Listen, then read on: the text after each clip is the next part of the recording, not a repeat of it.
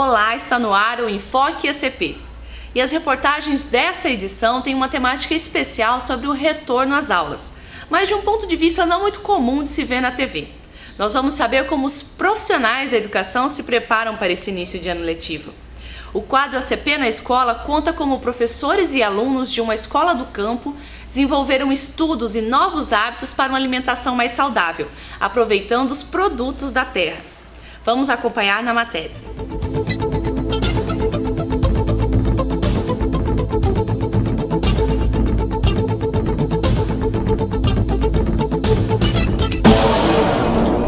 Alimentação saudável.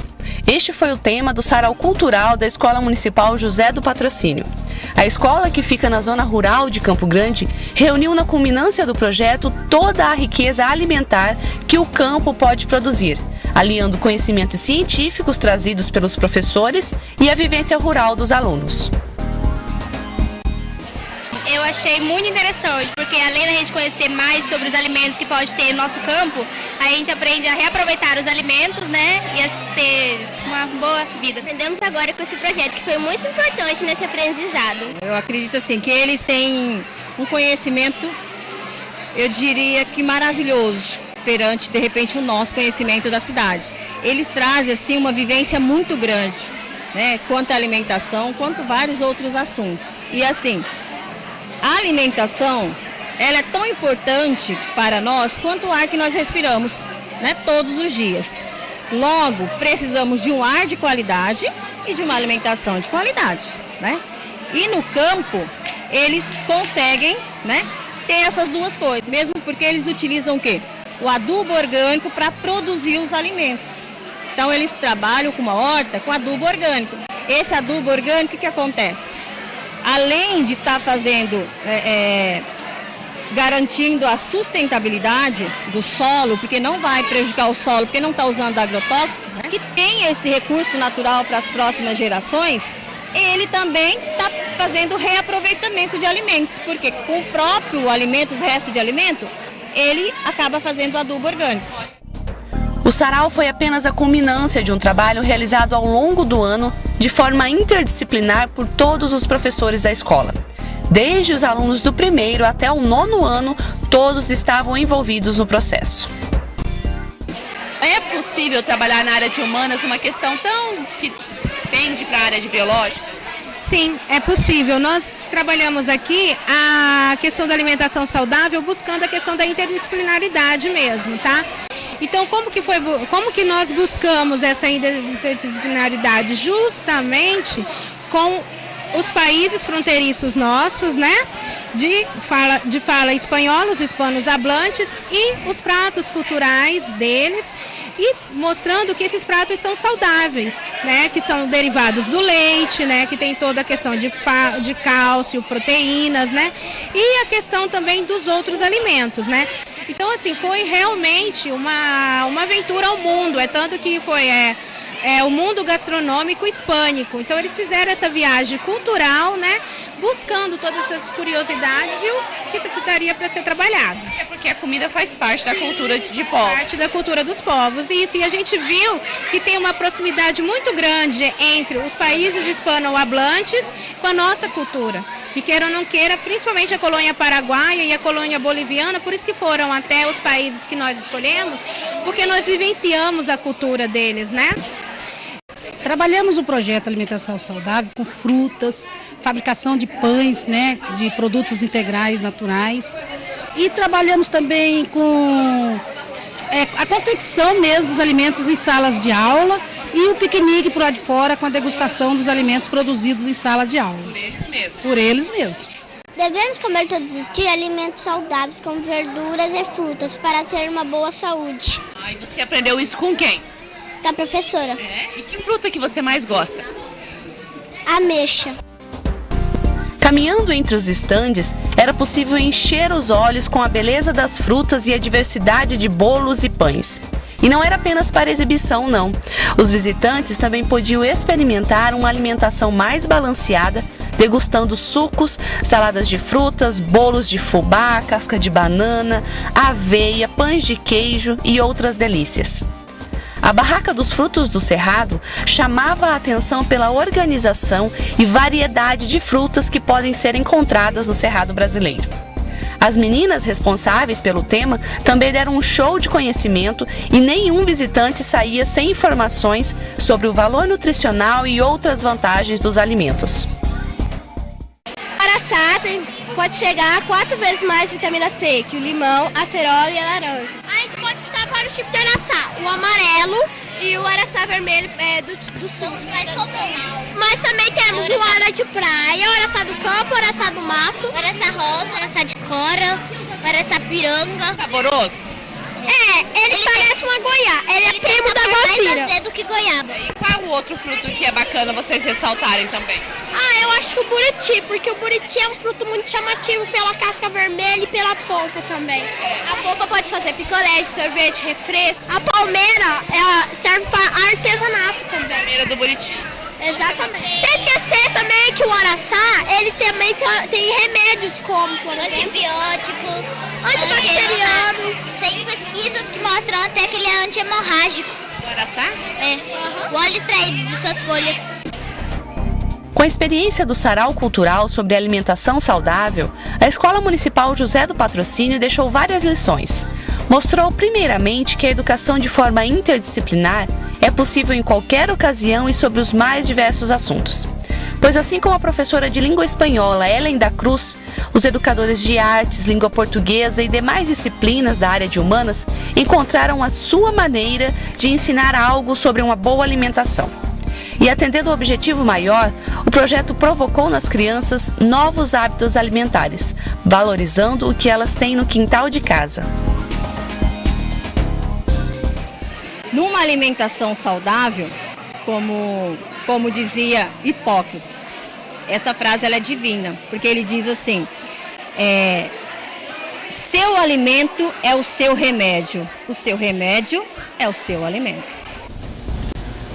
E para falar um pouco mais sobre esse assunto, alimentação saudável, o enfoque veio parar numa cozinha e nós vamos conversar com a Desirê França Rolling, que é nutricionista e vai nos dar algumas dicas sobre boa alimentação para o profissional da educação, que nesse momento volta ao trabalho, uma rotina de correria, mas precisa se alimentar bem, não é mesmo, Desirê? Com certeza. Então nós preparamos aqui algumas dicas e também vamos falar sobre outras possibilidades para que o professor se alimente bem para poder sustentar a sua rotina.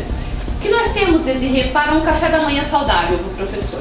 Olha, nós podemos iniciar com alguns alimentos bem básicos, né?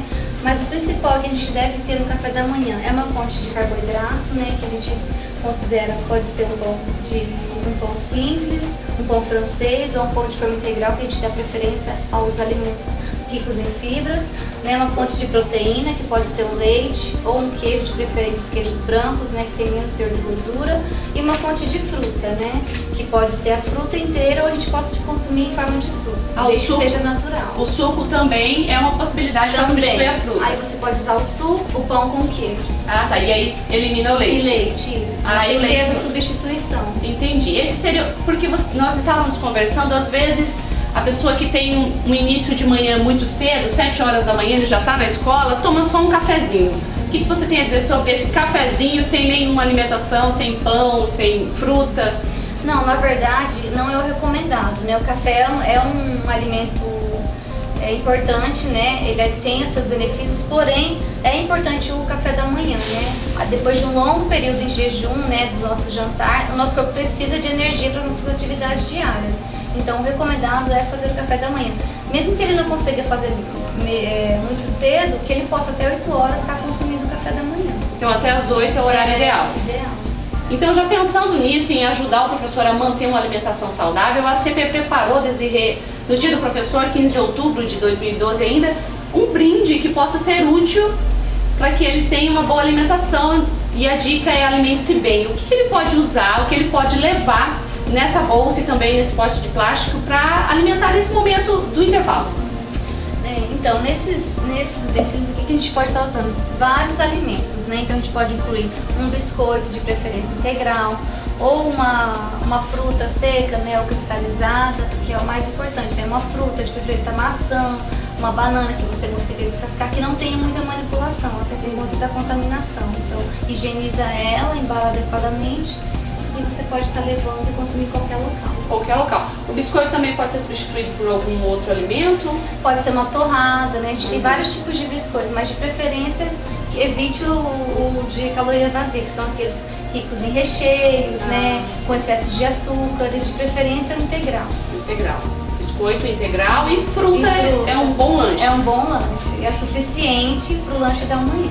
Entendi. Saindo da escola às 11 horas, o professor 11h30 ele sai da escola, mas 1h já tem que estar numa outra instituição, muitas vezes ele trabalha nos 2 turnos, e aí tem 1h30 para fazer o almoço, Desirê. O que ele pode utilizar para fazer um almoço saudável, mas que seja de fácil preparação, rápido? Então, o que ele pode estar fazendo para facilitar a rotina de trabalho dele? Um dia anterior ele pode estar deixando higienizada as folhas e hortaliças, né? Os legumes podem estar já pré-cozidos ou até mesmo só fatiados, ela chega já cozinha, que é rápido. E usar mais alimentos de fonte proteica, de mais fáceis preparo, né?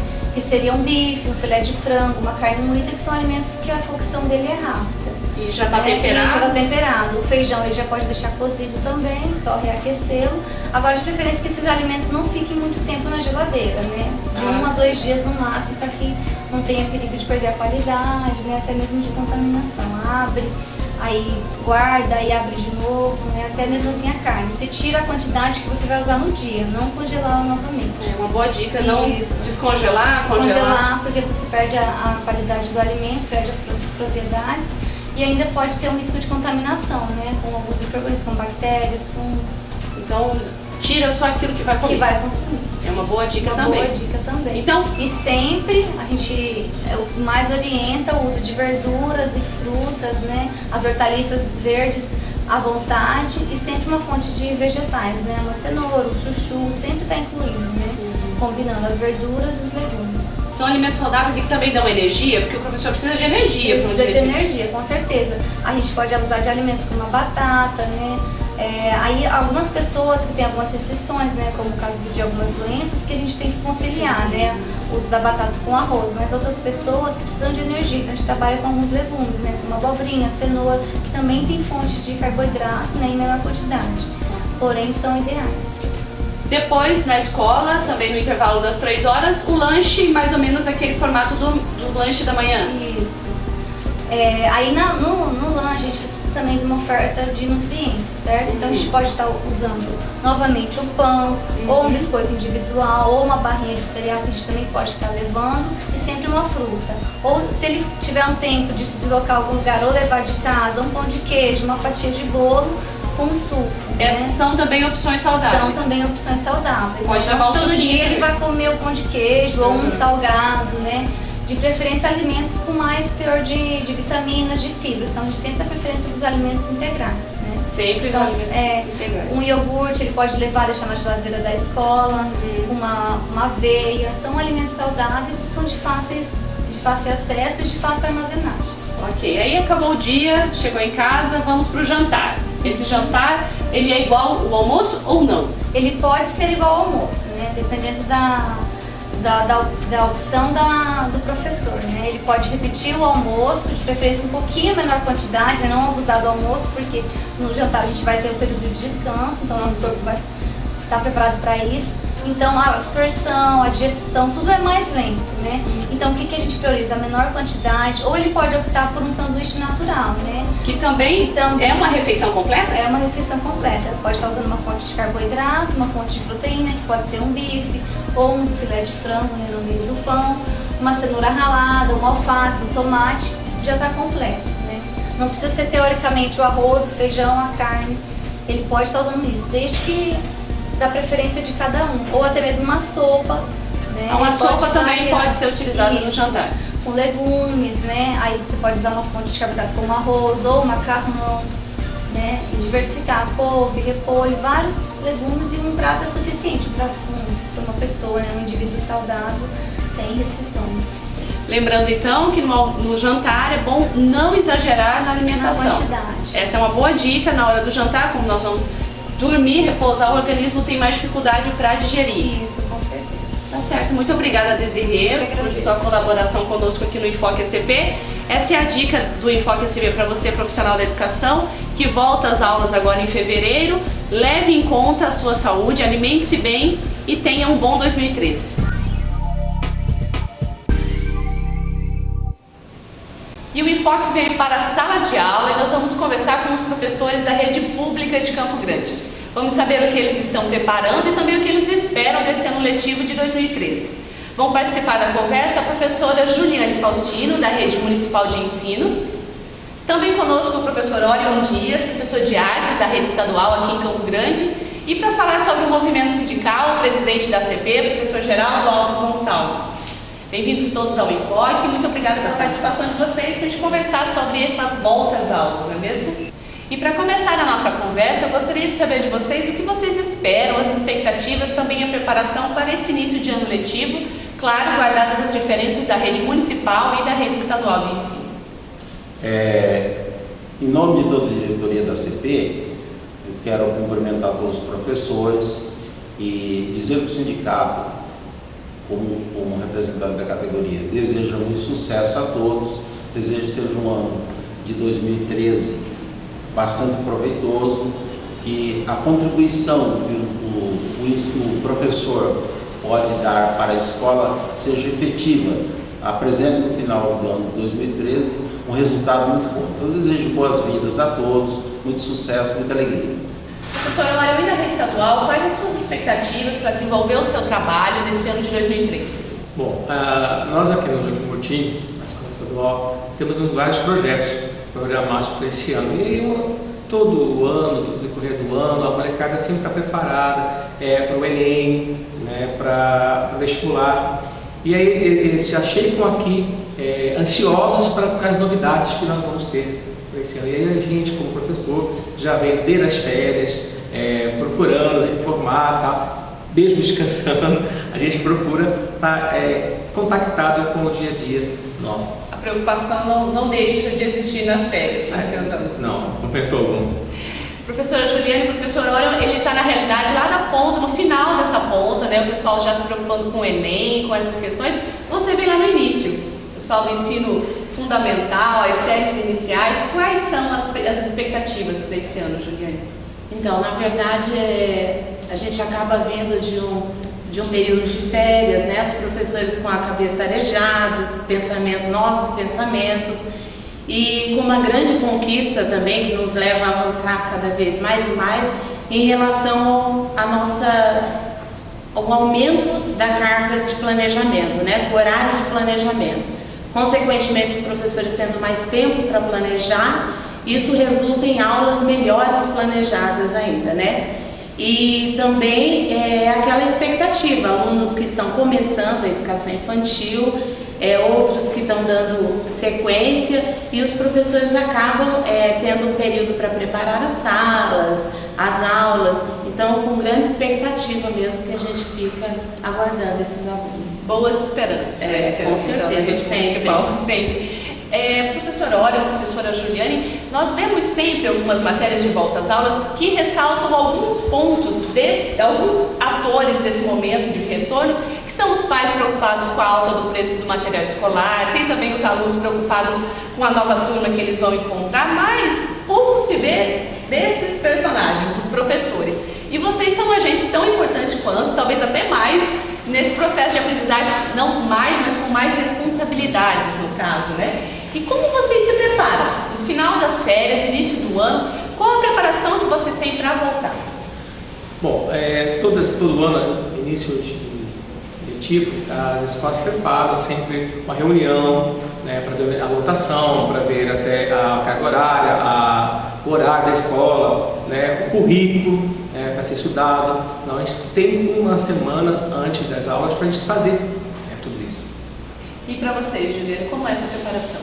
Então, nós retornamos um pouco antes, né? Os professores acabam recebendo algumas capacitações, a direção, juntamente com a equipe toda da escola, prepara esse momento que o professor está retornando.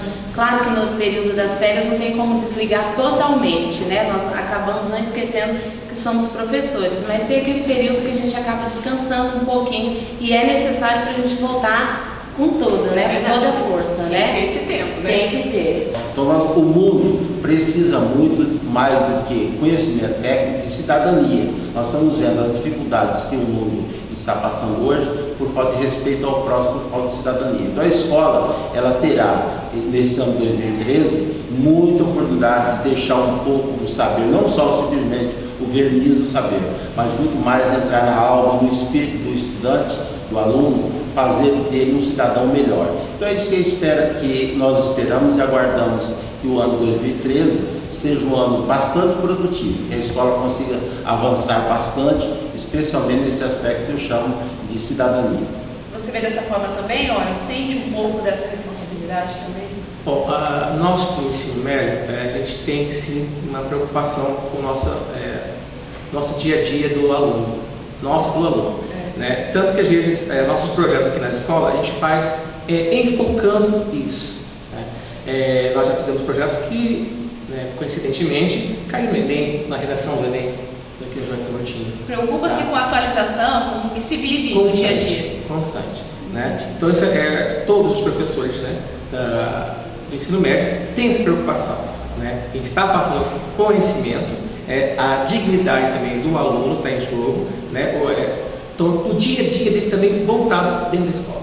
O tempo maior do professor na escola é uma das lutas do sindicato, uma das lutas dos trabalhadores. Nós almejamos a escola de tempo integral. É claro que isso não vai acontecer com a escola de ensino fundamental e de ensino médio de uma vez. Todas as escolas passarem a ter o tempo integral. Hoje, nós não queremos simplesmente que o aluno que tenha espaço para o aluno na escola, mas que o aluno tenha mais tempo para poder estar na escola. Então eu vejo que a Escola Joaquim Murtinho está caminhando em direção àquilo que é mais qualidade do ensino.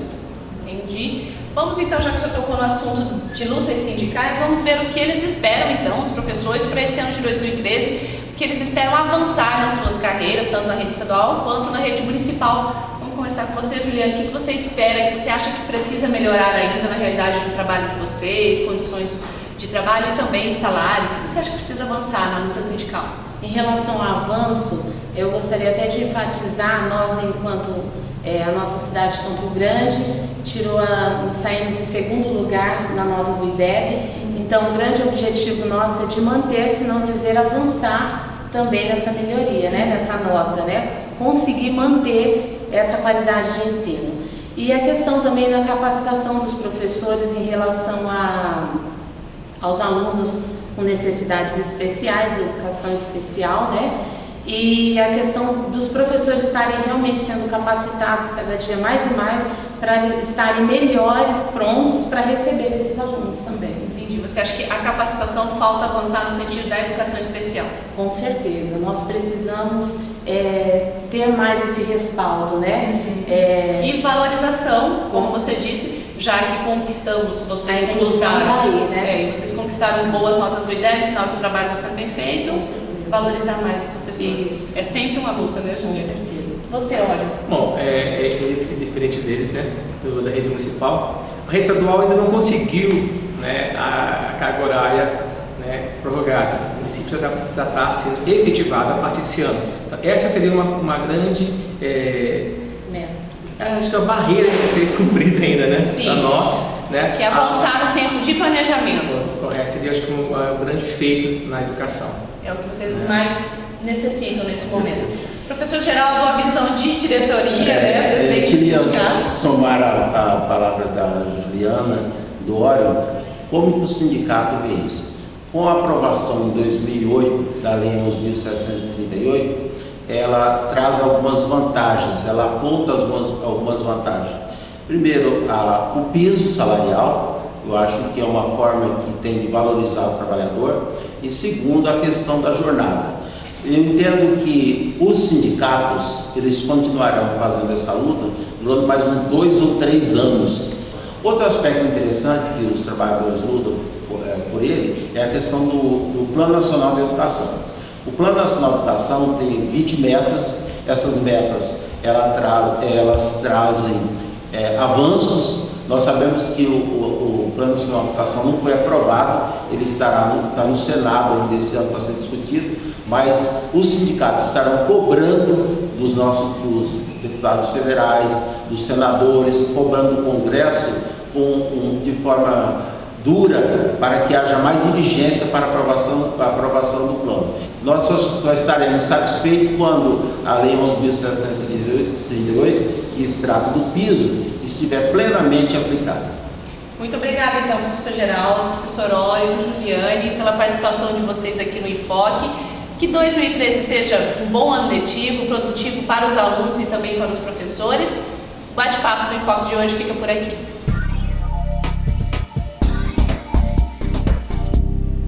E o Enfoque de hoje fica por aqui. Nós nos vemos na semana que vem. Um grande abraço e até lá!